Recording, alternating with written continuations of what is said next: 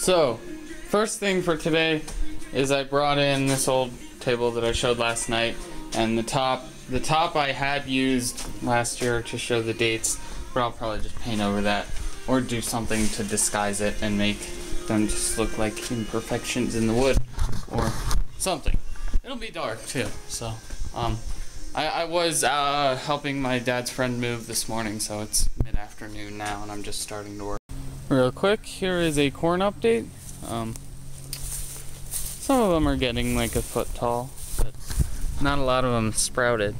So, hey guys, so I'm in the first room of the auto shop. I'm working on adding props to these shelves. Obviously I got through the top two ones. I am gonna leave this box up here because it's kind of old-ish looking, and then just stuff sticking out of it. Then spray paint, and that will be added. These are all the bottles I've gone through. That will definitely be added to as we go. And then just some cool old stuff. This old dried up can of paint. But yeah, okay. So next up I'm gonna do a little spray paint washing with white paint in this room. You can see I kind of started some. At first I thought it didn't look good when I did it, but then I looked back at it today and it actually looked pretty good, I thought. So I'm gonna do some more of that. Here's a quick shot of what I did so far. I just finished off this corner and then did in here. I think it actually looks pretty good. So I'm gonna do all the other corners and seams between pieces, and then I'll show you. Alright, so I did a little more. Did this piece on both sides, and then this edge of this piece. I just have that corner, and then that border there, and then that corner. But I'm gonna go in for a break right now to let the fumes clear out, and then I'll come back out and work. Okay, so I came back out and I just did this on the corner of the facade, just kind of as a test to see whether it would work up here with the paint wash. It's alright, but I think I'm just gonna leave the rest of the facade the way it is. So yeah, I don't have access to the drill tonight, so I don't really know what I'm gonna do, but I'll find something, I guess. Alright guys, I know I haven't done much today, but I'm gonna go in. I finished painting in here. I got that corner, both of them, that seam, both of them, and then that edge there. And that used up this can of spray paint, which means it's going on the shelf in here. Just throw it in right there. Should be good.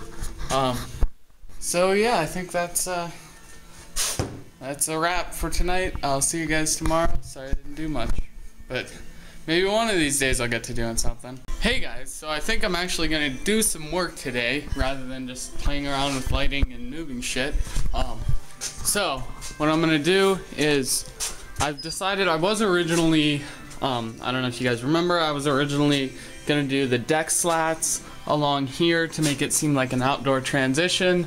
I don't want to do that because I want to be able to save them for other stuff, other parts of the haunt, mainly Uncle Bubba's barbecue. There's, especially the barbecue shack itself, there's going to be a lot of ramshackle shacks that I want to build out of the deck slats.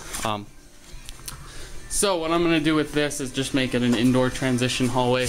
Maybe have some pipes hanging overhead, like just, yeah, a rack of pipes that I distress and rust, much like that.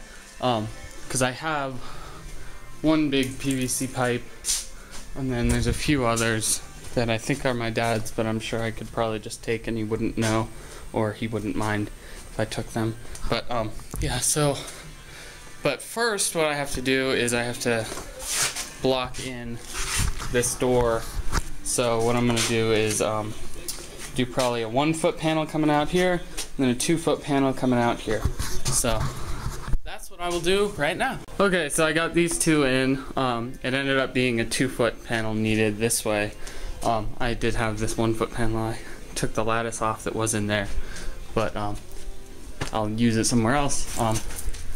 But here, I'll show on the other side too. here it is. Nice. It then closes off this hallway and still lets the door swing open wide enough that someone can get through.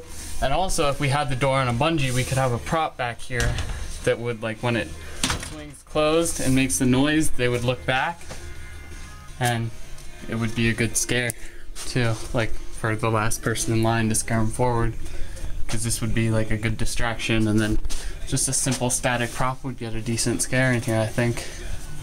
And then I think I'm gonna put a white floodlight above this shining down so that from this side you can see like light streaming in through the cracks, and I might have a little bit of fog in here, not too much, but enough that it'll look cool with it coming in through the cracks. And then, so the light would be on this side, so that would also help illuminate this prop once the door closes. Okay, so here's what I did earlier. I put this in now, and I put in this drop panel that I had built earlier. While I was cutting the hole, though, this fell over and knocked a bunch of the stuff out, so I'll have to re-glue that whenever I have the glue gun out here. A bunch of, yeah, all that fell out, which sucks, but it's still decent. The hole is not perfect, like you can tell it's a hole right now, but it'll get painted over and it'll be dark. So yeah, here's what it looks like, and then just drops down. I like it. I think it's gonna be a good scare. And there's a lot of different options for actors to scare in here. It can be run by 1 or 2 actors, and it'll be fine. So that's great. You can scare from here. The prop car that I'm gonna build is gonna be over here. They can hide under the table. Someone commented that we should do that, and it ends up working great because the light casts a shadow down on it. So yeah. And all of this in this space would be after they scare in the first 2 rooms, through the fence or from back behind this shelf. So there's a lot of good creative options for them. They can even come out through here and scare guests forward once they've passed, which will be great. So next up, I'm going to use one of the 2 gate latches I bought a little while ago to rig up this so that it can stay up top. I bought both of them for other drop panels, the 2 that I recently made in like the vlog before I bought them. Gosh, where are they? They're in here. I'm going to use them on this, and then I'll buy another one for one of the other ones. So, yeah, gate latches. I've never used the gate latches on a drop panel before though, so I'll have to see how it goes. But that's what I'm doing now. Okay, so I got the latch up. Let me just show how it works. This just slides right in,